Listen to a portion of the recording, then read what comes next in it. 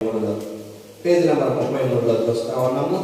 ఈ మత్తయి సువార్తలో మనము కొన్ని అధ్యాయాల మీద కొద్దిగా ఫోకస్ చేద్దాము. కొన్ని అధ్యాయాల మీద ఓకే చూడండి, ఇక్కడ డివిజన్ చూస్తూ ఉన్నాం. పోయిన వారంలో డివిజన్ మత్తయి సువార్తలో మనము మత్తయి సువార్త, ఈ సువార్తలో యేసుక్రీస్తు ప్రభువారిని రాజుగా చూపిస్తున్నట్టుగా మనం చూస్తున్నాం. మత్తయి సువార్తలో యేసు ప్రభువారిని రాజు, దానికి మొదటగా వంశావళి గురించి చెప్పాను, గుర్తుందా మీకు? జ్ఞాపకం వంశావళి, ఫస్ట్ వంశావళి ఎవరిని ట్రేస్ చేస్తా ఉన్నారు? దావీదు కుమారుడు అంటే యోసేపు. చట్ట ప్రకారంగా యోసేపు యేసు ప్రభువారిని అడాప్ట్ అంటే దత్తత తీసుకున్న తండ్రిగా. కాబట్టి యోసేపు దావీదు వంశంలోంచి వచ్చాడు. దావీదు వంశంలోంచి వచ్చిన వాళ్ళందరూ రాజుగా ఉండటానికి చట్ట ప్రకారము హక్కుదారులు, అర్హులు.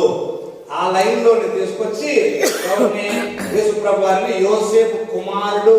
యోసేపు ఎవరు? దావీదు కుమారుడు. లైన్ లో పైకి వెళ్తే కాబట్టి దావీదు రాజు అన్నప్పుడు, కాబట్టి యేసు ప్రభువారు రాజు అని చూపిస్తున్నాడు.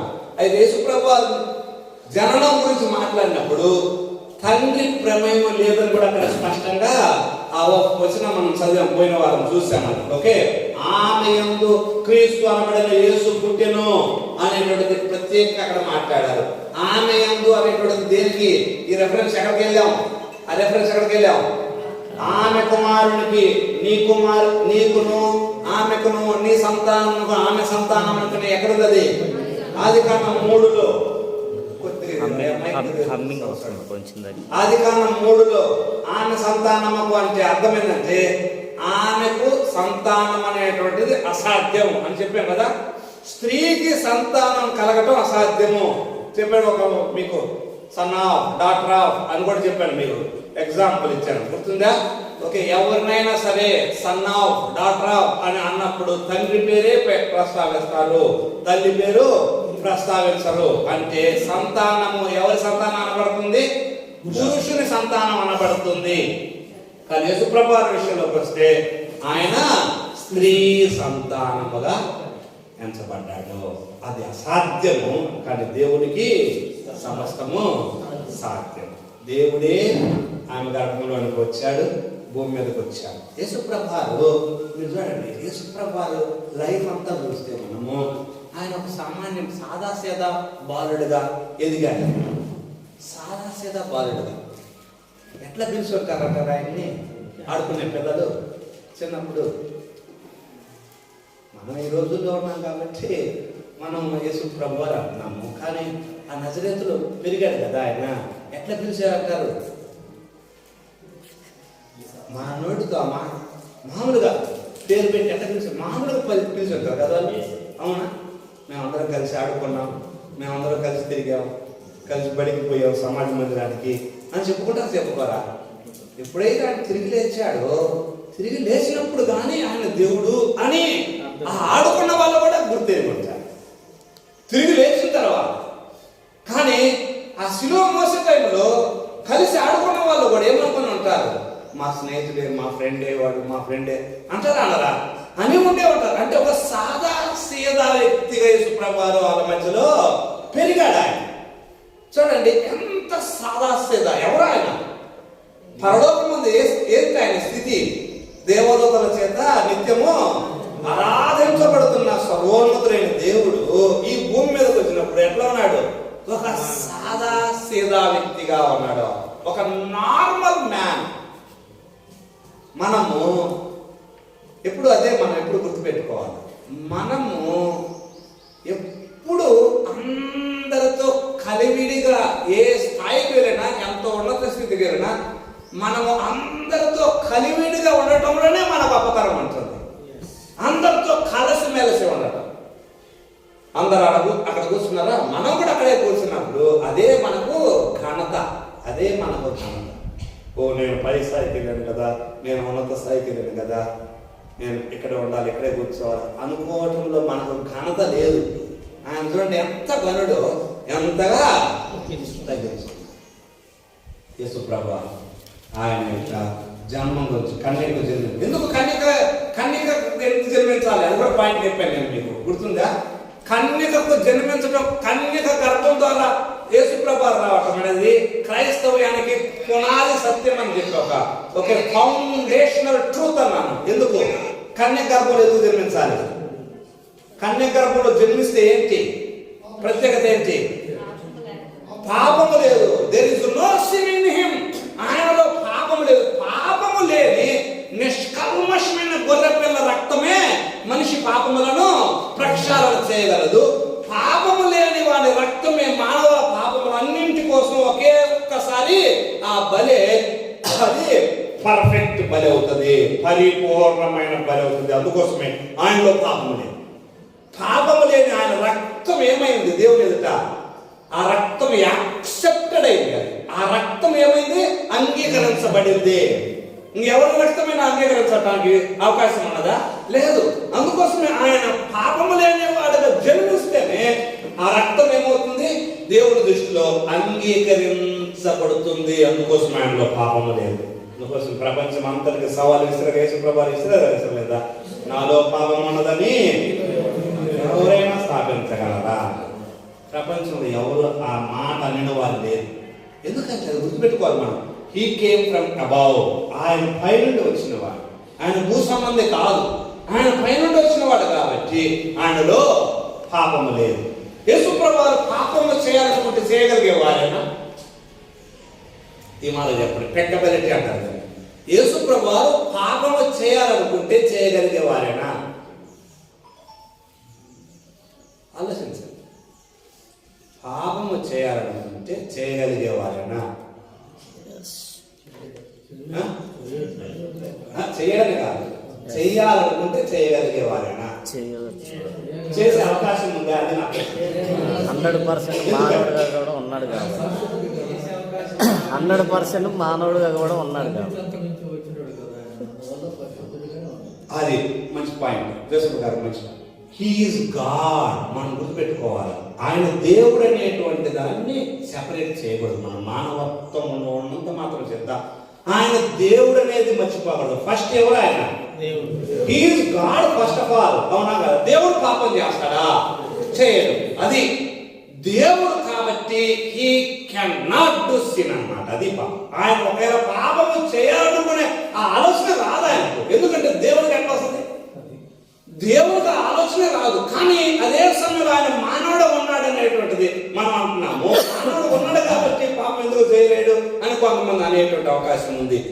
మానవుడుగా ఉన్నాడు కానీ మనం పాపం చేస్తున్నాం. మనం ఎవరి సంతానం? మనం తండ్రి సంతానం. అవునా కదా? మనం ఎవరి సంతానం? తండ్రి సంతానం. ఆయన తండ్రి సంతానమా? కాదు. తండ్రి సంతానమైన వారందరికీ పాపము చేసే అవకాశము, ఆ గుణం ఉంటుంది. తండ్రి సంతానము కాని వారికి, అంటే ఆయన తండ్రి సంతానం కాదు, ఆయన పరలోకం నుండి వచ్చినవాడు కాబట్టి ఆదాము యొక్క గుణము ఆయనలో లేదో. అది ఇక్కడ పాయింట్. మీకు అర్థమైందా?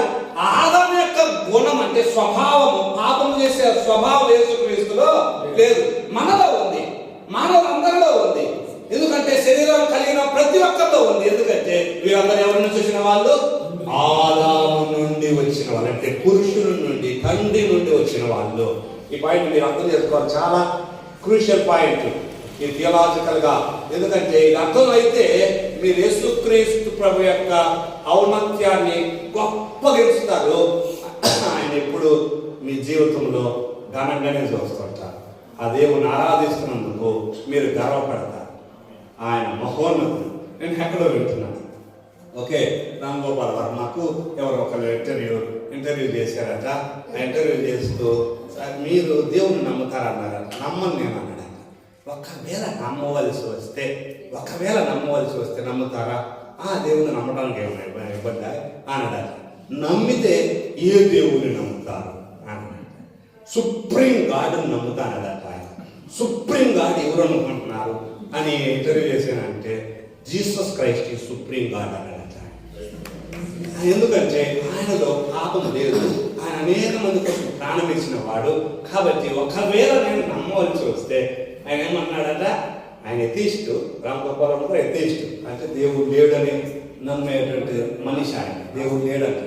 ఒకవేళ నమ్మితే ద సుప్రీం గాడ్ అంటే ద హైయెస్ట్ అన్నమాట. ఆషామాషి చిన్న చిన్న వాళ్ళని కాకుండా నేను ఆషామాషి వాళ్ళు కాకుండా సుప్రీం గాడ్ నమ్ముతా అన్నాడంట. ఆయన ఇంటర్వ్యూలో ఆయన చెప్పిన మాటలండి, నేను నా మాటలు కాదు నేను చెప్పేది, ఆయన చెప్పిన మాటలు. ఒకరోజు ఇంటర్వ్యూ ఎవరు ఇస్తుంటారు, ఆయన అన్నాడట సుప్రీం గాడ్ అంటే ఏంటంటే ఆ పాపం లేని ఆయన నమ్ముతా అన్నాడట. ఎవరైనా అడిగితే యేసుక్రీస్తు. చూడండి, యేసు ప్రభు వారిని మనం ఆరాధిస్తున్నామే. We have to be so proud to worship him. ఆయన ఆరాధించడానికి మనం గర్వపడాలి. ఆయన తన్ను మనకు బయలుపరుచుకున్నాడు. చూడండి, మనం చాలా తమిలో మనకే అంత ఆయన ఔన్నత్యం మనకు బయలుపరచబడింది, మనం ధన్యులో. అది ఓకే. కాబట్టి కన్యక గర్భవతి. ఓకే, మళ్ళా నేను త్వరగా ఈరోజు మాథ్యూ 5 ప్రయత్నం చేస్తున్నాను. చూడండి, ఆయన వంశావళి గురించి ఇచ్చారు. 1వ అధ్యాయంలో కన్యక జన్మించిన అవసరం, ఆయన ఐగుప్తుకు వెళ్తాడని ప్రవక్తల ద్వారా చెప్పబడిన మాట. ఈ మత్తయి సువార్తలో పదే ఈ ప్రవక్త చెప్పబడిన వాక్యం నెరవేరినట్లు అని. అంటే ప్రవక్తలు ఏదైతే ఎదురు చూశారో ఆ ప్రవక్తలు ఎదురు చూపులన్నీ నెరవేర్పు అని యేసు ప్రభువారు చూపిస్తున్నాడు ఈ మత్తయి సువార్తలో. ఓకే, బాప్తిస్మం ఇచ్చి యోహాను వస్తాడు. చూడండి ఒకసారి మత్తయి సువార్తలో దయచేసి మా బైబిల్ తీయండి, బైబిల్ తీసి ఫాలో అవ్వండి. మత్తయి సువార్త బాప్తిస్మం ఇచ్చి సరే, లోకాస్వార్తలో బాగుంటుంది. ఇక్కడ కూడా బాప్తిస్మం ఇచ్చి యోహాను వస్తాడు. చూడండి ఒకసారి ఎక్కడంటే 3వ అధ్యాయం. బాప్తిస్మం ఇచ్చి యోహాను వచ్చి పరలోక రాజ్యం సమీపించాడు. 3వ అధ్యాయం స్టార్ట్. మారు మనసు పొందండి యోగారణ్యంలో ప్రకటించు ఉండేను. Okay okay. ఇక్కడ యేసు ప్రభు వారు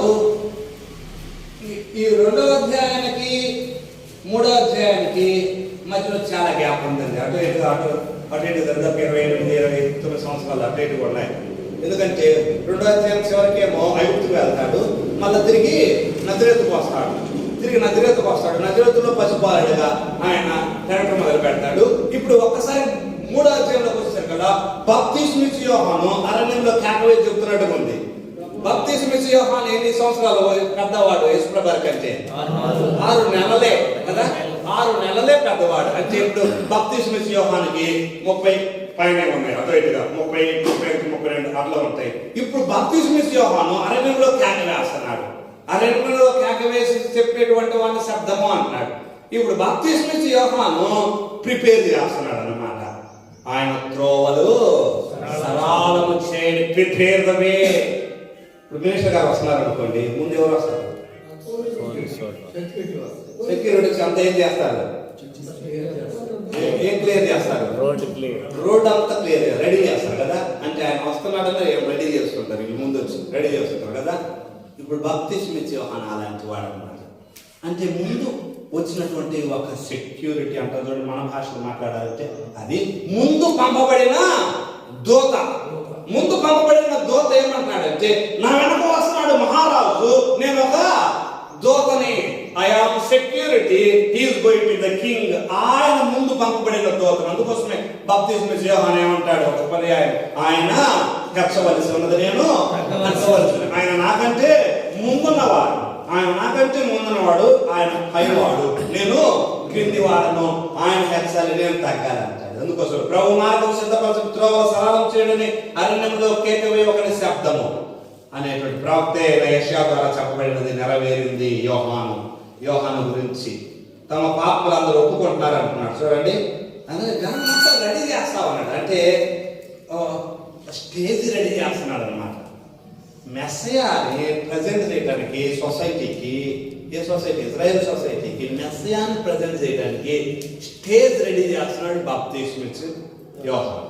అది ఎప్పుడైతే మరి రాజు వచ్చేసాడు అనుకోండి, ముందు వచ్చిన బంటు అవసరమా? రాజుగారు వచ్చేసారు, ఉదాహరణకు అర్థం కావడానికి చెప్తారు. మహారాజు శ్రీ శ్రీ శ్రీ శ్రీ ఓ ఆయన పేరు శ్రీకృష్ణ దేవరాయలు వస్తున్నాడు హో అని కేకేస్తాడు కదా. కేకేసి కదా రాజుగారు వచ్చారు గుర్రం మీద, ఈయన ఎటు వెళ్తాడు? సైడ్ అయిపోతాడు. సైడ్ అయిపోవాలి, ఆటోమేటిక్గా సైడ్ అయిపోవాలి. ఎందుకు? ఎవరి గురించి ప్రకటించడానికి వచ్చాడు? ఆయన రావాల్సిన వచ్చాడు కాబట్టి ఏం పని? ప్రకటించడం వరకే, ప్రకటించాడా సైడ్ అయిపోవాలి. బాప్తిస్మం ఇచ్చే యోహాను అంతే, నేను తగ్గవలసి ఉన్నది, ఆయన హెచ్చవలసి ఉందంటే ఆయన ముందుకు రావాలి, నేను సైడ్ అయిపోవాలి.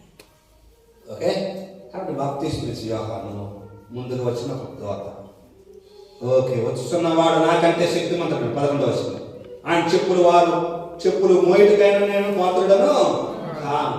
ఆయన పరిశుద్ధాత్మలో అగ్నిలో మీకు బాప్తిస్మం, అగ్నితో బాప్తిస్మం ఇస్తాడు.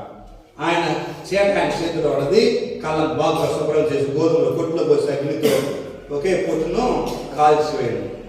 ఆ సమయంలో యోహాను చేత బాప్తిస్మం పొందుటకు గలిలయ నుండి యేసుప్రభువారి దగ్గరకు వచ్చాడు. యేసుప్రభువారి దగ్గరకు వస్తే అప్పుడు యోహాను ఏమంటున్నాడు, నేను నీ చేత బాప్తిస్మం పొందవలసిన వాడిని కదా, నీవు నా యొక్క వస్తున్నావా అని ఆయన నివారణ చూశాను. కానీ అప్పుడు యేసుప్రభువారు ఏమంటున్నారు, ఇప్పటికీ కానీ నీతి అవతి రావు జరుగుట నెరవేర్చుట మనకు తగినది అని అతనికి ఉత్తరం ఇస్తుంది. కనుక అతను అలాగూ కానిచ్చును, బాప్తిస్మం పొందారు యేసుప్రభువారు. యేసుప్రభువారు ఎందుకు బాప్తిస్మం పొందాలి? వాళ్ళందరూ బాప్తిస్మం పొందుతున్నారు. బాప్తిస్మం పొందే ముందు వాళ్ళందరూ ఏమంటున్నారు, వాళ్ళ పాపాలన్నీ ఒప్పుకుంటున్నారు కదా. యేసుప్రభువారు ఎందుకు బాప్తిస్మం పొందాలి? ఏమన్నా పాపం? బాప్తిస్మము అనేటువంటిది పాప క్షమాపణ కలుగజేయదు. ఎందుకు గుర్తుపెట్టుకోనండి, బాప్తిస్మము పాప క్షమాపణ కలుగజేయదు.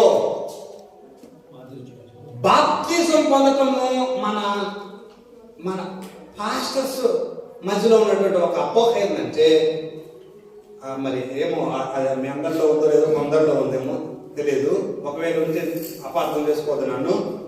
ఒక అపోహ ఏంటంటే బాప్తిస్మం పొందితేనే రక్షణ పొందినట్టు అని చాలా మంది చెప్తా ఉన్నారు. పాప క్షమాపణ పొంది బాప్తిస్మం పొందండి, అది అక్కడ అసలు లాంగ్వేజ్. పాప క్షమాపణ పొంది బాప్తిస్మం పొందండి, పాప క్షమాపణ కోసం కాదు.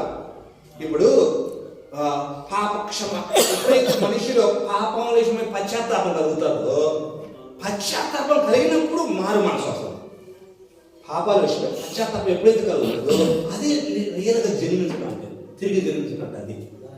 ఓకే, పాప క్షమాపణ అనేటువంటి పాపాల విషయమై ఒక గ్రహింపు వచ్చిందా, అది రియల్గా మారు మనసు. ఆ మారు మనసు పొందాను అనేటువంటి దానికి బహిరంగ సాక్ష్యమే బాప్తిస్మం.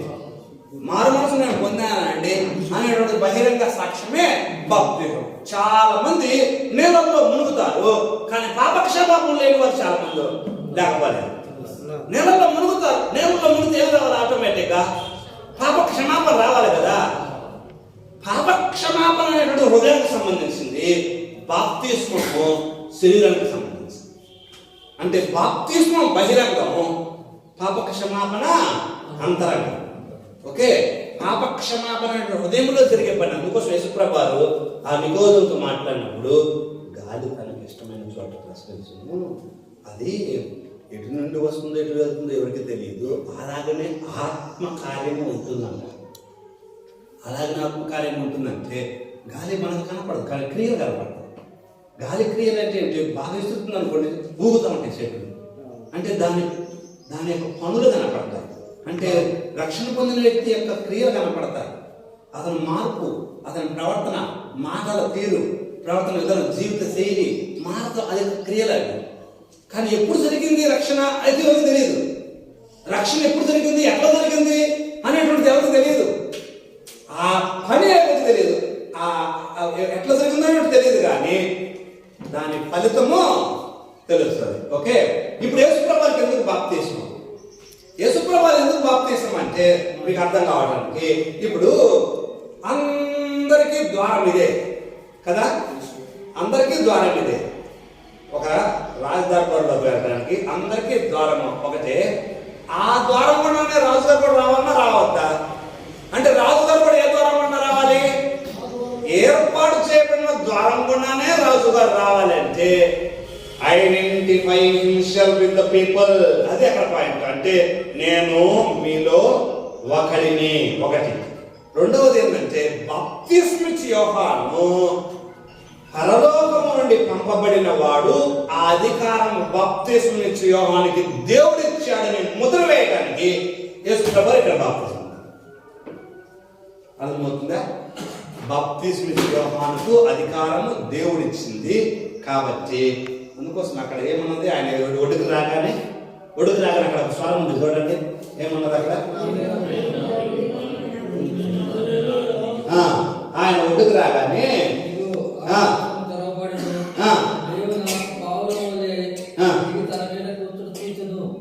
దేవుని ఆత్మ పౌరం వలసినట్టు పరిశుద్ధ ఆత్మ దేవుడు. ఓకే,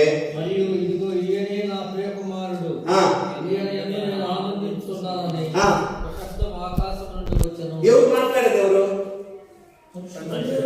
పరలోకమందున్న దేవుడు కదా. ఇక్కడ త్రిత్వం కనపడుతుందా మీకు? తండ్రి దేవుడు పరలోకం శబ్దము, పౌరం లాగా పరిశుద్ధాత్మ ఆయన మీదకి వచ్చి వాళ్ళింది, మనిషి కుమారుడుగా ఆయన ఇక్కడ ఉన్నాడు. అంటే త్రిత్వము ఇక్కడ మనకు కనపడుతుంది, త్రియేక దేవుడు కనపడతా ఉన్నాడు. ఇక్కడ ఎవరికి ముద్ర వేసేది?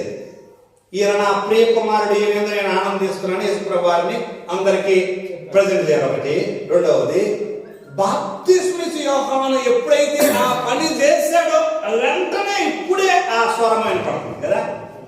అంటే అంతవరకు ఆ మాట రాలేదు యేసుప్రభు వారు అక్కడక్కడ సంచరిస్తున్నా కానీ ఎప్పుడైతే ఒడ్డుకు వచ్చాడో అప్పుడు ఆ స్వరం వస్తుంది. అంటే ఇంకా యోహాను స్వరంలో నీవెవరి మీద ఆత్మ పౌరం వలె వచ్చి దిగుట నువ్వు చూస్తావో ఆయనే మెస్సయ్య, ఆయనే మనుష్య కుమారుడు, ఇది నీకు గుర్తు అని బాప్తిస్మ ఇచ్చే యోహానుకు ఒక గుర్తు ఇస్తాడు. ఓకే, కాబట్టి బాప్తిస్మ ఇచ్చే యోహానుకు కూడా ఒక సూచన కావాలి. ఏంటది? ఈయనే మెస్సయ్య అనేటువంటి సూచన. అందుకోసమే బాప్తిస్మ ఇచ్చే యోహాను ఇప్పుడు సైడ్ కావాలన్నమాట. ఓకే, బాప్తిస్మ ఇచ్చే యోహాను ఇప్పుడు సైడ్ కావాలి. ఆత్మలో వివేచన ఉంది బాప్తిస్మ ఇచ్చే యోహాను. అందుకోసం ముందే ఆయన హెచ్చవలసి ఉన్నది, నేను తగ్గవలసి ఉన్నది, ఆయన చెప్పులు వారు మోయటకైనా చెప్పులు మోయటకైనా నేను ఏం పీడను కాను. అయినప్పటికీ ఏం కావాలంటే ఆ వివేచన ఉన్నది, దానికి స్టాంప్ వేయాలి. దానికి స్టాంప్ వేయాలంటే దానికి ఇంకొద్దిగా అటెస్టేషన్, అధికారపూర్వకంగా ఒక గుర్తు వస్తే అప్పుడు ఏమవుతుంది? కాన్ఫిడెంట్ వస్తుంది. అప్పుడు కాన్ఫిడెంట్ వచ్చింది బాప్తిస్మ ఇచ్చే యోహానుకి. ఎప్పుడైతే స్వరం వచ్చిందో, ఓ ఈయనే, ఓకే, ఈయనే మెస్సయ్య, ఈయనే మెస్సయ్య.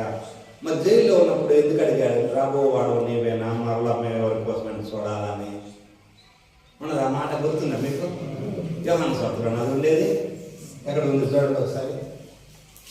రాబోవాడు నీవేనా, మేము మరి ఎవరి కోసం ఎదురు చూడాలని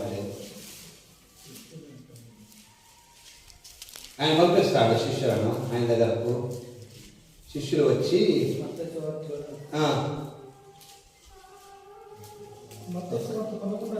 అయ్యా ఇలా అధ్యాయము చూడండి, చదవండి. తన 12 మంది శిష్యులకు ఆజ్ఞాపించడం ప్రారంభించిన తర్వాత పట్టణంలో బోధించుటకును ప్రకటించుటకును అక్కడి నుండి వెళ్ళిపోయాడు. క్రీస్తు చేస్తున్న కార్యముల గురించి యోహాను చెరసాలలో విని, ఎక్కడ విని? అది గుర్తుపెట్టుకోండి. ఎక్కడ విన్నాడో అది గుర్తుంచుకోవాలి. చెరసాలలో విని, రాబోవడం నీవేనా, మేము మరి ఒకరికొకరు కనిపెట్టగలనా. మరి ఇందాకనే తెలుస్తుందిగా, రాబోవాడు ఏమైనా గుర్తు చూపించలేదా దేవుడు? రాబోవాడు ఏమైనా ఆయనకు అటెస్టేషన్ అంటే ముద్ర వచ్చిందా కరాఖండ తెలిసిందే తెలియదా? ఇప్పుడు మళ్ళీ ఎందుకు అడుగుతున్నాడు ఆ మాట? ఎక్కడున్నాడు ఆయన? చెరసాలలో ఉన్నాడు. ఓకే, మనిషి బాధలో ఉన్నప్పుడు మనిషికి డౌట్ ఆటోమేటిక్ వస్తుంది. అర్థమైందా? మనిషి సమస్యలో ఉన్నప్పుడు, తను అనుకున్న ప్రకారం అంతా నడవనప్పుడు, ఏదో వ్యతిరేకమైన అంత జరుగుతున్నప్పుడు అతనికి ఏమొస్తుంది? డౌట్ వస్తుంది. ఉదాహరణకు మనము పరిచయం చేస్తుంటాము కానీ ప్రతిఫలాలు ఏమి రావు. ఏమొస్తుంది? డౌట్. ఇచ్చాడా దేవుడు నన్ను? నేను సేవలో ఉండటం ఆయన ఇష్టమేనా? ఇది నిజంగా దేవుని చిత్తమేనా? ఈ ఊరు దేవుని చిత్తమేనా? ఈ స్థలము దేవుని చిత్తమేనా? అన్ని ప్రతికూలతలు ఏర్పడినప్పుడు, అంత సాగిగా వెళ్ళినప్పుడు డౌట్ మనిషికి రాదు. కానీ అంత రివర్స్ లో అవుతుంటే మనిషికి ఏమొస్తుంది? ఆటోమేటిక్ గా బాప్తిజం ఇచ్చాడు మనలాంటి వాడే కదా. జకర్యా ఎలిజబెత్లకు మనలాగానే జకర్యా కుమారుడే ఆయన. ఓకే, జకర్యా కుమారుడు కాబట్టి మనలాంటి స్వభావమే ఆయనకున్నది. కాబట్టి ఇప్పుడు అడుగుతున్నాడు, రాబోవాడు నీవేనా, ఇంకెవరి కోసమైనా చూడాలన్నా? అది ఓకే. కాబట్టి బాప్తిస్మం ఇచ్చే యోహానుకు ఒక అటెస్టేషన్ అన్నమాట, బాప్తిస్మం. ఓకే, బాప్తిస్మం అయిపోయిన తర్వాత ఆయన శోధించబడ్డాడు కదా, అరణ్యంలోకి వెళ్ళిన తర్వాత శోధించబడ్డాడు కదా. శోధించబడ్డప్పుడు సాతానుని మూడు సార్లు దేంతో ఆయన ఎదిరించాడు? వాక్యమే ఎదిరించాడు కదా. యేసుప్రభు 3 సార్లు వాడింది వాక్యమే, 3 సార్లు వాడు కూడా వాడింది వాక్యమే. చూడండి,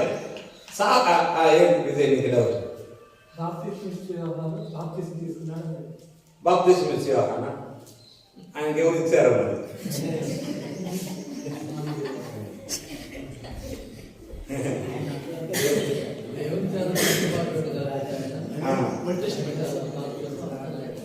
బాప్తిజం ఇచ్చే యోహాను టైం నుండి బాప్తిజం న్యూ టెస్టిమెంట్ లో మనకు కనపడుతుంది కదా. ఓల్డ్ టెస్టిమెంట్ లో బాప్తిజం అనేటువంటిది మనకు కనపడదు.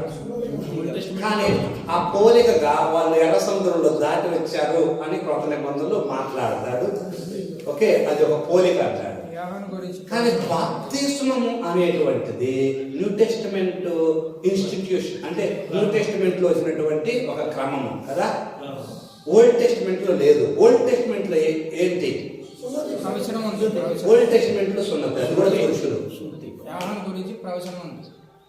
ప్రవచనం ఉంది, ఆయన వస్తాడండి ముందుగా పంపబడి ముందు చదివాక వస్తాడు దోతాన్ని.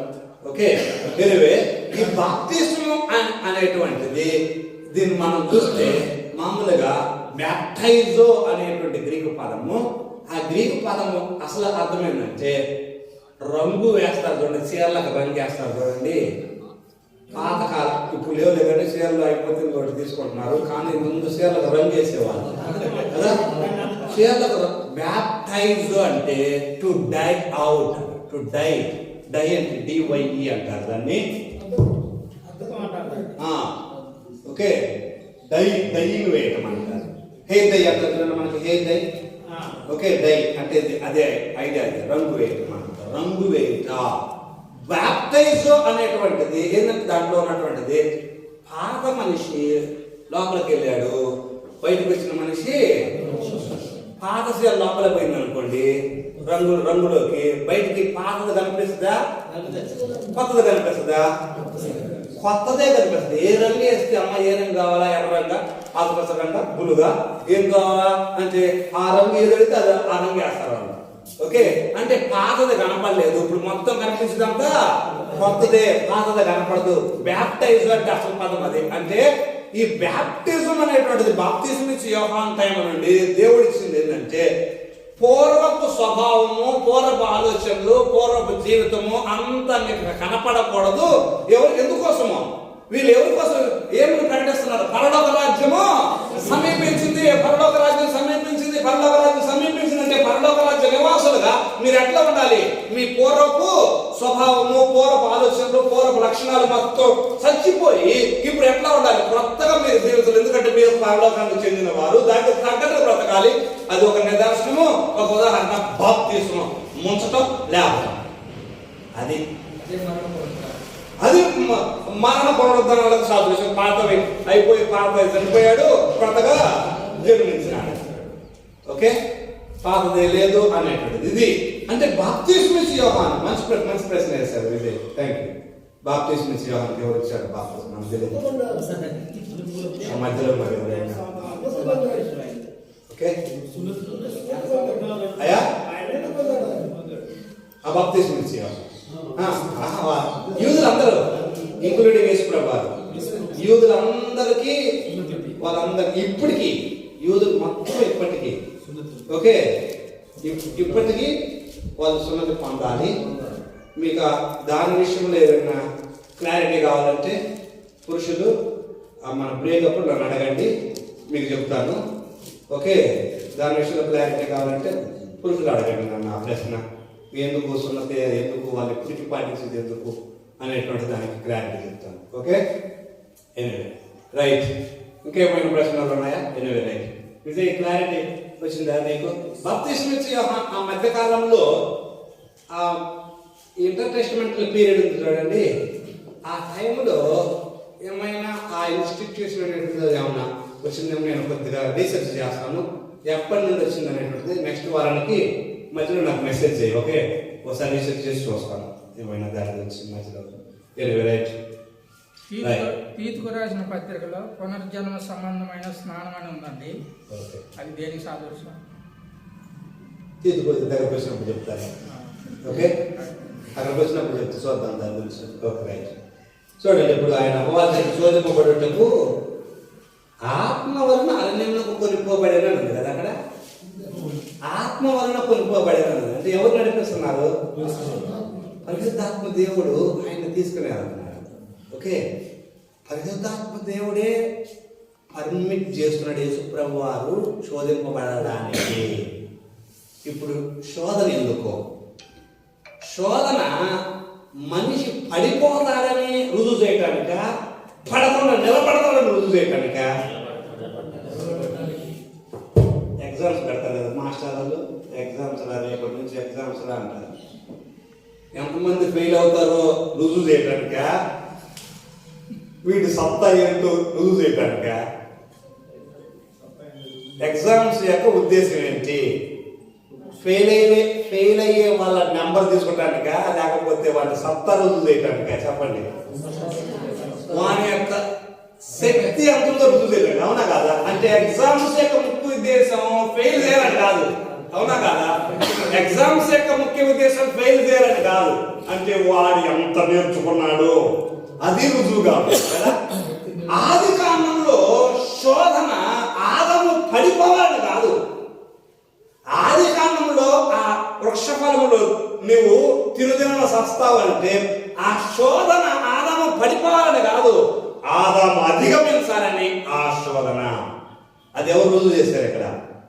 యేసు ప్రభు వారు రుజువు చేస్తున్నారు. ఆయన మొదటి ఆదాము, ఈయన కడపటి ఆదాము. ఈయన ఫెయిల్ అయిన ఆయన కాదు.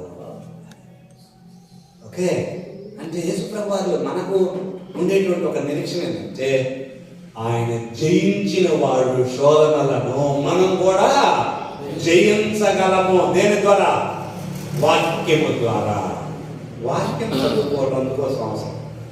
దైవ సేవకులైనటువంటి మీరందరికీ నేను మరలా చెప్పేది ఏంటంటే, మీరు వాక్యం ఎంత పఠనం చేస్తారో, ఎంత వాక్యం చదువుతారో అది చాలా అవసరము. అదే సమయంలో ప్రార్థన కూడా అవసరం.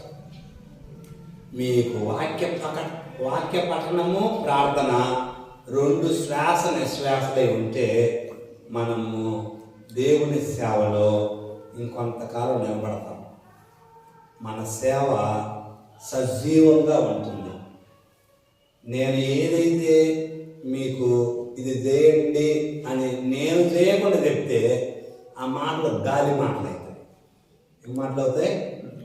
గాలి మాటలు అవుతాయి. ఇంకా మాటలు పోసుకోలు మాటలు. అంటే వీడు ఏం పాటించడు కానీ వీడు చెప్తాడు స్టేజ్ ఎక్కి అంటారు. ఏ మాటలు? అవునా కదా? నేను ఏది పాటించి అది మీరు చేయండి అని చెప్తే ఆ మాటల్లో ఏముంటుంది? అధికారం ఉంటుంది. ఆ మాటలలోనే అధికారం ఉంటుంది. ఆ మాటలే ప్రభావితం చేస్తాయి. మన మాటలు ఎప్పుడు ప్రభావితం చేస్తాయంటే, ఏది యేసుప్రభు వారు పాటించారా అదే ప్రకటించారా, ఎట్లా ఉన్నాయి ఆ మాటలు? అధికారం, అథారిటేటివ్ వర్డ్స్ ఆఫ్ గాడ్ అంటారు. అథారిటీగా ఉన్నాయి, ఒక అధికారపూర్వకంగా ఉన్నాయి. ఎవరు కూడా ఆయన్ని పట్టుకోలేకపోయారు. సైనికులు ఒకసారి వచ్చారా, ఏంట్రా పడగలేదని పరిచయ విద్యార్థులు అడుగుతుంటే ఏమంటున్నారు వాళ్ళు వచ్చి? ఏం మాట్లాడుతున్నారు? ఆయన మాట్లాడినట్టు ఎవరు ఎప్పుడు మాట్లాడలేదు, మేము పట్టుకోలేకపోయాం అంటున్నారు. ఏం మాటలున్నాయి? ఆ మాటలు ఏమున్నది? అధికారం ఉన్నది.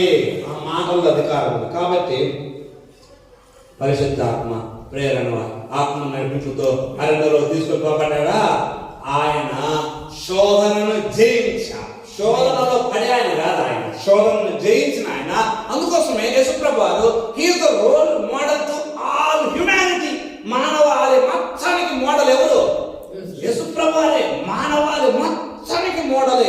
సారీ, కడపటి ఆదాం ఏ విషయంలో ఫెయిల్ అయ్యాడో మొదటి ఆదాం ఏ విషయంలో ఫెయిల్ అయ్యాడో కడపటి ఆదాం ఆ విషయంలో సక్సెస్ అయ్యాడు. He is successor, he is success, he is successful one. Okay right. ఆ తర్వాత ఆ యొక్క ఎప్పుడైతే శోధన అయిపోయిందా, ఒక మాట ఉంది చూడండి, అక్కడ భలే ఉంది చక్కగా 11వ వచనం 4వ అధ్యాయం. అంతటా అపవాది ఆయన్ని విడిచిపోగా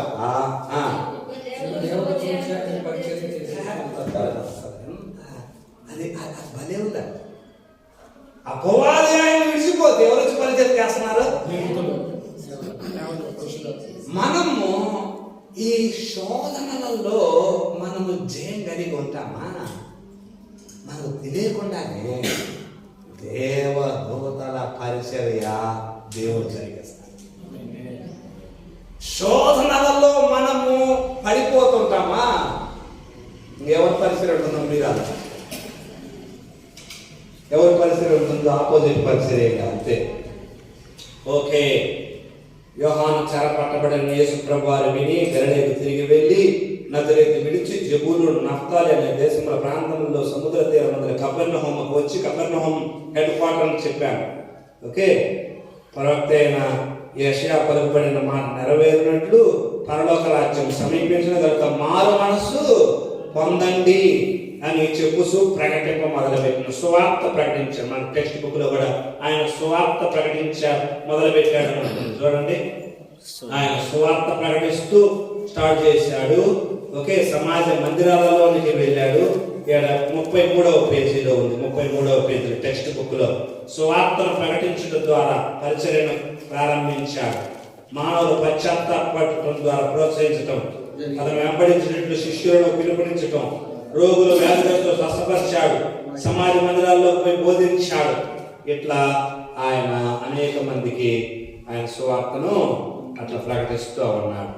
ఓకే, సమాజ మందిరాల్లో బోధిస్తూ దేవుడి రాజ్యం గురించి సువార్తను ప్రకటిస్తున్నాడు. 28వ వచనంలో రోగగ్రస్తులను స్వస్థపరుస్తున్నాడు. అనేక ఆ ప్రాంతాలంతా సంచరిస్తున్న కీర్తి ఆ ప్రదేశం అంతా వ్యాపించింది.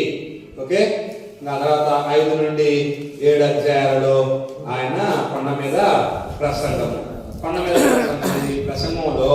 ఆ ప్రసంగంలో యేసుప్రభువారు ఆయన పాత నిబంధనలో ధర్మశాస్త్రం ఎట్లా చెప్పింది, అయితే నేను చెప్పినది ఏమనగా అని మాట్లాడుతుంటారు. ఈ మాటలంతా అయిపోయిన తర్వాత ఆయన ఏమంటాడంటే, 7వ అధ్యాయం చివరిలోకి వస్తున్నాము. 7వ అధ్యాయం చివరిలో ఈ మాటలు విని వాటి చొప్పున చేయి ప్రతివాడు బండ మీద తన ఇల్లు కట్టుకున్న బుద్ధిమంతుని పోలివుడును.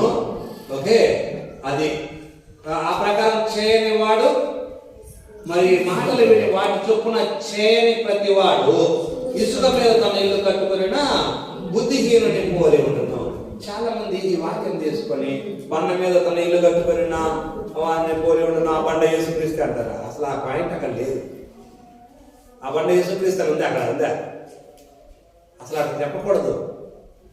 మాటలు విని ఆ ప్రకారం చేసేవాడు గట్టి పునాది మీద ఇల్లు కట్టుకొని వాళ్ళలాగా ఉంటాడు. అంతే అక్కడ మెసేజ్, అంతే. అది గట్టి పునాది మీద ఇల్లు కట్టుకున్న వాడిలాగా ఉంటాడు. ఇంకా ఇల్లు వాన కురిసిన వాదన వచ్చిన బండ మీద ఉంది కాబట్టి దాని పునాది అంటే గట్టి పునాది మీద ఉంది కాబట్టి ఆ ఇల్లు పడదు. అదే మెసేజ్ ఇవ్వాలి, మనం ఇవ్వాల్సిన మెసేజ్ అంతవరకే. ఆ బండ యేసుక్రీస్తే అక్కడ ఆ బండ గురించి అక్కడ లేదు, యేసుప్రభు గురించి ఉందా, అది వేరే చోట ఉన్నది, అక్కడ మాట్లాడతాడు. కానీ ఇక్కడ మాట్లాడేది ప్రభువారు మాట్లాడిన మాట మీరు ప్రసంగించే దానిలో కొద్దిగా మెరుగుల గురించి కూడా నేను చెప్తున్నాను. అంతేగాని వేరే మీరు ప్రసంగించే తప్పు ఆ ఉద్దేశం కాదు, ఇక్కడ నా పాయింట్ అది కాదు. ఓకే, ఈ మాటల ప్రకారం జీవించి ఆ ప్రకారం చేసేవాడు గట్టి పునాది మీద ఇల్లు కట్టుకున్న వాడిలాగా ఉంటాడు. అది అలాంటి వాడు చెక్కు చెదరడు. అది పాయింట్, అసలు టోటల్గా అదే. ఆ మాటలు విని కూడా ఆ ప్రకారం చేయని వాడు ఇసుక మీద ఇల్లు కట్టుకున్నట్టే ఉంటాడు. బండ యేసుక్రీస్తు అంటే ఇసుక మీద దేనికి సూచన? సాతానుకా?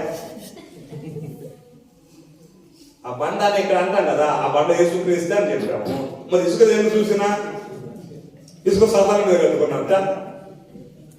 అందుకోసం అట్లా పోలికలు అక్కడ పెట్టకూడదు. మనం ఇక్కడ ఏం చదువుతున్నాడు, టోటల్ ఏంటి అనేది గ్రహించి ఓకే స్థిరంగా ఉండటము, గట్టి పునాది మీద ఇల్లు కట్టుకునే వాడు ఎట్లయితే స్ట్రాంగ్ ఉంటాడో అది యేసుప్రభు వారు చెప్పేది టోటల్గా. కాబట్టి ఆ మెసేజ్ ఇవ్వాలి. ఓకే, 5 నుండి 7 అధ్యాయాలు 12 ప్రసంగం. 8 నుండి 8-9 అధ్యాయాలలో మీరు చూస్తే అనేక అద్భుతాలు ఉంటాయి అక్కడ, అనేక అద్భుతాలు.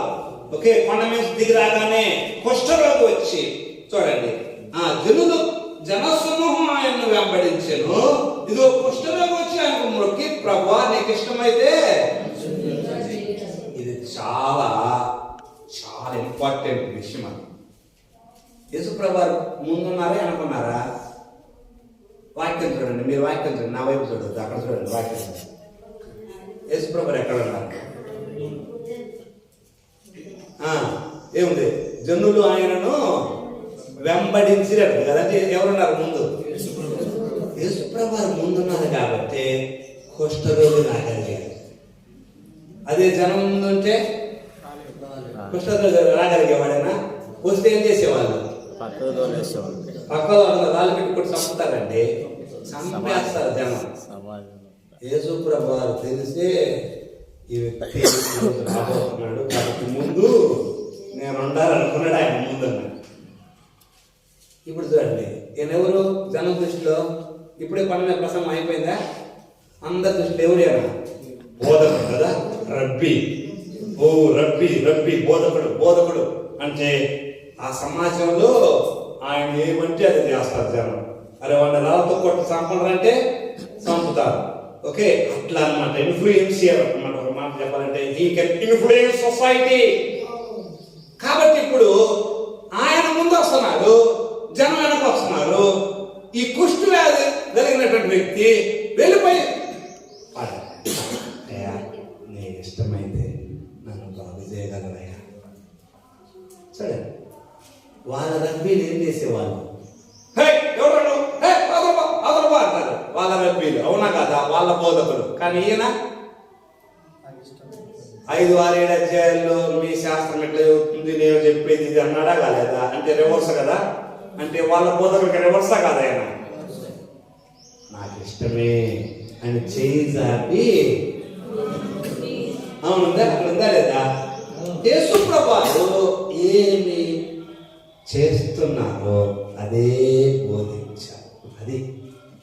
అది ఇక్కడ మనం పెట్టుకోవచ్చు.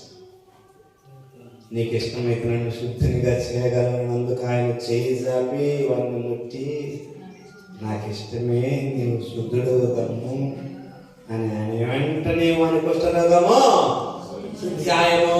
చూడండి, ఇప్పుడు జనంలో ఏముంటుంది అప్పుడు? అరే ఎంత విచిత్రము, మన బోధకులకు లాగా లేడేనా ఈయన? మన బోధకులు ఇప్పుడు దాకా మన బోధకులు ఎవరెవరు ఉన్నారు, అలాంటిగా ఎట్లా ఉన్నారో మనం చూసాము. ఇలాంటి కుష్ఠరోగులు గాలి తగిలితేనే కుష్ఠరోగం వస్తుందేమని ఊళ్ళో నుంచి బయటకు తరవేంట్రా అని అక్కడ తాకాయంట్రా, మీరు కూడా వెళ్ళొద్దు, అక్కడ పోతే వాడి వ్యాధులు మీరు అనిపించుకుని ఊళ్ళోకి వస్తారు. కాబట్టి అన్నం దూరం కొండి పెట్టండి, వాడికి ఆ టిఫిన్ అక్కడ పెట్టేసి అదే అన్నం పెట్టే తినరా అన్నట్టు కూడా చూడొద్దు, ఇటు చూసి ఇట్లాండి అని చెప్పండి రా అని బోధకులు బోధించారు. కానీ ఈ బోధకుడు ఏమంటున్నాడు? నాకు ఇష్టమే అని ముట్టి బాగు చేస్తారు. సరే, చాలా మంది మన దేశానికి మిషనరీ నుంచి ఆ మంగళగిరి కుష్ఠ వ్యాధుల గ్రస్తులు ఒకటి ఉన్నారు. ఇంతకుముందు ఉండేది, మరి ఎప్పుడు లేదు తెలీదు.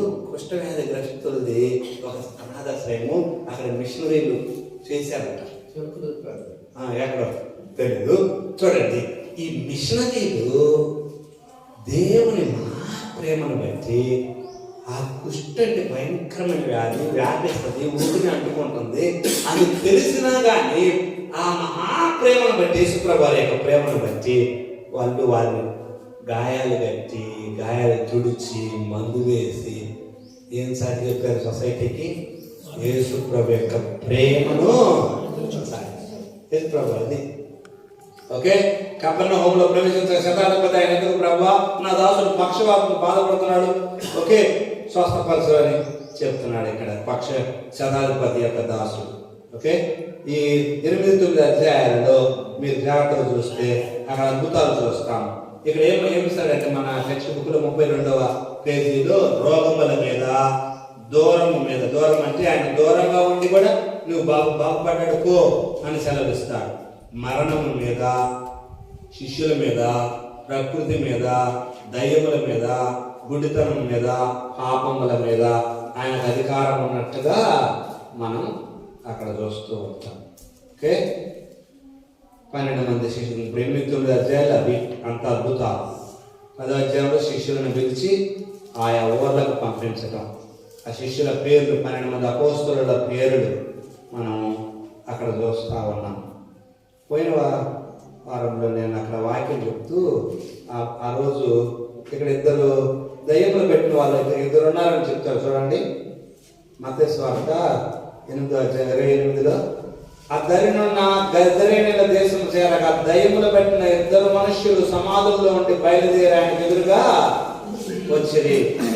మార్కు సువార్తలో 5వ అధ్యాయంలోనికి అక్కడ ఎంతమంది ఉన్నారు చూద్దాము. మరి ఎందుకు ఆయన ఒకడంటే 2 అంటున్నారు? 2 పర్యంతకి రోడ్డు పక్కన భిక్షగాల దగ్గర కూడా ఇలాగే ఉంటుంది అయ్యా. రోడ్డు పక్కన భక్తులు ఉన్నాయి అంటారు కదా. ఓకే, మత్తయి సువార్తలో కూడా 2 ఉన్నట్లు చూపెడతాడు. రోడ్డు పక్కన భిక్షగాలు చేసేవారు. మార్కు ఒకడు అన్నారు, మత్తయి ఏమన్నాడు? ఒక్కడే. మత్తయి 2 అంటున్నాడు కదా. అంటే మత్తయి ఏమంటున్నాడంటే వీడొకడు వీడొకడు అంటున్నాడు. మార్కు ఏమన్నా వీడొకడే అంటున్నాడు. ఈ ఒకటి అంటున్నాడా లేడా? అంటే ఏనేమో 2 గురించి చెప్తున్నాడు, ఏనేమో ఒకరి గురించి చెప్తున్నాడు. ఈయనకి ఈ ఒక్క వ్యక్తి గురించే ప్రస్తావన చేయాలనుకున్నాడు. కాబట్టి ఈడున్నాడా లేడా? ఏం చెప్పేది రైట్, ఏం చెప్పేది రైటే కదా. ఏనేమో 2 ఉన్నారు అంటున్నాడు, ఏనేమో ఒకరే ఉన్నారు అంటున్నాడు. నేను 2 ఉన్నారు అన్నాడుగా, ఆ ఒక్క లేడు అంటుంది ఈయన. ప్లస్ మత్తయి ఎవరు? డైరెక్ట్ శిష్యుడు కదా. మార్కు డైరెక్ట్ శిష్యుడు కాదు. మార్కు పేతురు ద్వారా విని రాసిన సువార్త.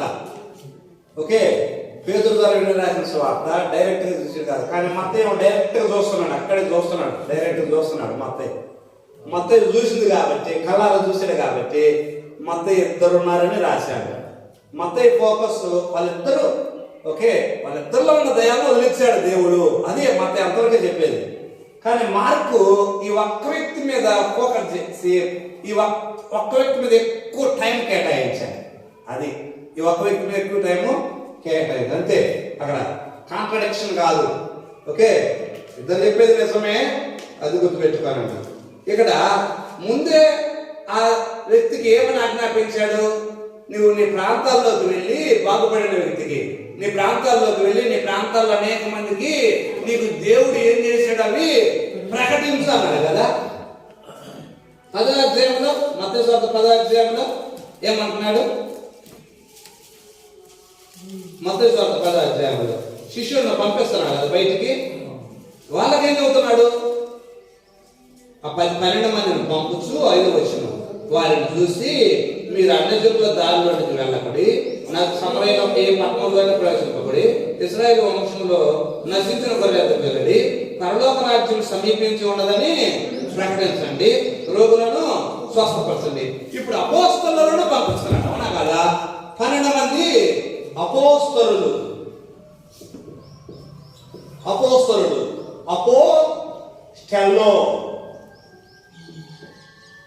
ఓకే, ఇది 2 అర్థం. అపోస్టెల్లో అంటే పంపబడిన వారు. అపోస్తలులు అంటే అర్థం పంపబడిన వారు. Okay, sent from. అపో అంటే ఫ్రమ్ అంటే. ఓకే, స్టెల్లో అంటే సెంట్.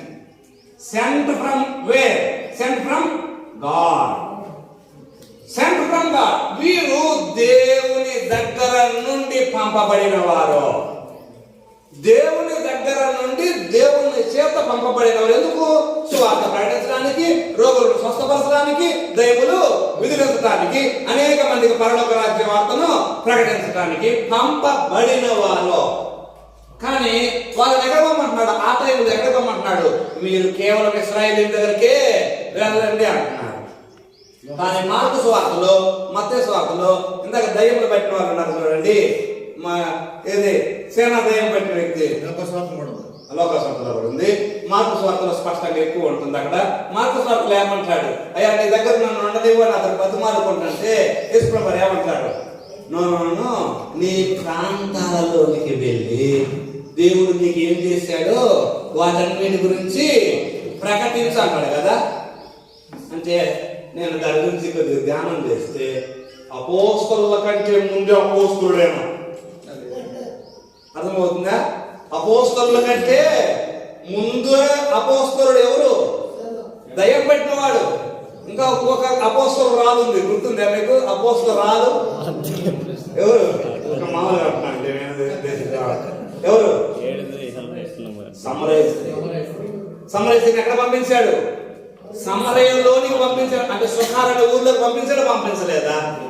ఏం చెప్పింది అందరికి, నేను చేసినవన్నీ నాకు చెప్పినటువంటి ఆయన వచ్చి చూడండి, మీరు రండి అంటే వాళ్ళందరూ వస్తారు. వాళ్ళందరూ వచ్చి ఆయన చెప్పిన బోధంతా ఇదంతా ఎక్కడ సంభాషణ జరుగుతుంది? బావి దగ్గర మీటింగ్ ఎక్కడ? మీటింగ్ అంతా బావి దగ్గరే. బావి దగ్గర ఒక రక్షించబడింది, బావి దగ్గరకు ఊరు మొత్తం వచ్చింది. బావి దగ్గర విని వాళ్ళు ఏమంటారంటే, వచ్చి మా ఊళ్ళో 2 రోజులు ఉండకూడదు, అక్కడక్కడ మీటింగ్స్ పెట్టుకుంటాం. అది వాళ్ళు అక్కడక్కడ మీటింగ్స్ పెట్టుకుంటాం. ఇంకా కొంతమంది ఊళ్ళో ఉన్నారు. ముందే ఎవరు ఏమి పంపబడిన ఆమె ఊళ్ళోనికి ఏం వెళ్ళిపోయి అనేక మందిని ఆయన దగ్గరకు తీసుకొచ్చింది. అది మనం చెప్పాను నేను మీకు, అది అర్లీగా ఇదంతా జరగక ముందే జరిగింది కదా. మత్తయి యోహాను సువార్తలోనే ఉంటుంది. అది సమరయ స్త్రీ, యోహాను సువార్తలో నికోదేము, సమరయ స్త్రీ, అదంతా అర్లీ, ఇదంతా జరగక ముందే. 12 ప్రసంగాలు, అపోస్తలులను పంపించడం అంతా జరగక ముందే.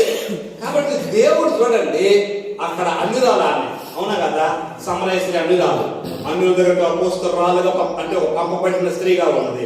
ఇతడు ఎవరు? ఇక్కడ దయ్యాలు పట్టిన వ్యక్తి ఎవరు? ఇతడు గదరేనీల దేశంలో వాడు, అన్యుడే. ఇతడు కూడా అన్యుడే. ఇతను కూడా ఎక్కడ పంపిస్తున్నాడు? దేవుడు తన వాళ్ళ దగ్గర పంపిస్తా ఉన్నాడు. చూడండి, దేవుడి ప్రణాళికలో ఇశ్రాయేలు కాదు, అన్యులు కూడా ఆయన మొదట నుంచి. కాబట్టి ప్రపంచం అంతటి గురించి దేవుడి ప్రణాళికలో ఆయన ప్రణాళికలు చాలా గొప్పగా ఉంది. ఇంకా మనం మాట్లాడుకుంటాం కానీ అబ్రహాం కంటే ముందు ఆ నోకు వాళ్ళందరూ ఎవరు? ఆ రోజుల్లో ఉన్నాయా? ఇశ్రాయేలు ఉంది అసలు లేదుగా. అంతకుముందు మొత్తం ఒకటే కదా, జనాభా అంతా ఒకటే కదా. అంతకుముందు అందరూ ఒకటే. ఆదాము వచ్చిన జనాభా వాళ్ళంతా, అంటే అందరూ ఒక జనాభా అనేటువంటి వాళ్ళు ఉండేవాళ్ళు అంతే. కాబట్టి 10వ అధ్యాయంలో శిష్యులను పంపిస్తాం. ఇంకొన్ని అధ్యాయాల మీద వచ్చే వరకు ఫోకస్ చేసి ఆ తర్వాత మార్పులోకి వెళ్దాము.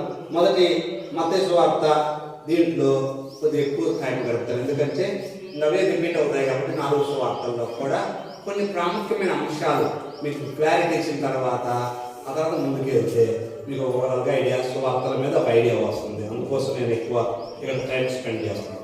ప్రభా మీకు స్తుతులు, స్తోత్రాలు. మీ మాటలు నిజం, మీరెంత ప్రణాళిక ముందే కలిగి ఉన్నారు తండ్రి. మీరు మాకు మాదిరి నాయన. మీ ఔన్నత్యం గొప్పదయ్యా, ఎంత గొప్పదయ్యా. మిమ్మల్ని ఆరాధించడం మేము నిజంగా గర్వపడుతున్నాం తండ్రి. ఎందుకంటే మిమ్మల్ని మీరు మాకు ప్రత్యక్షపరుచుకున్నారు తండ్రి. మిమ్మల్ని మీరు మాకు ప్రత్యక్షపరుచుకున్నారు. మీకు వెలడేని స్తోత్రాలు. మా జీవితాలు సార్థకమైన ధన్యమైనవి నాయన. మిమ్మల్ని ఆరాధించటము, మీ నామస్మరణ చేయటం, మీ నామం మా ఉచ్చరించటము ఎంతో భాగ్యం నాయన.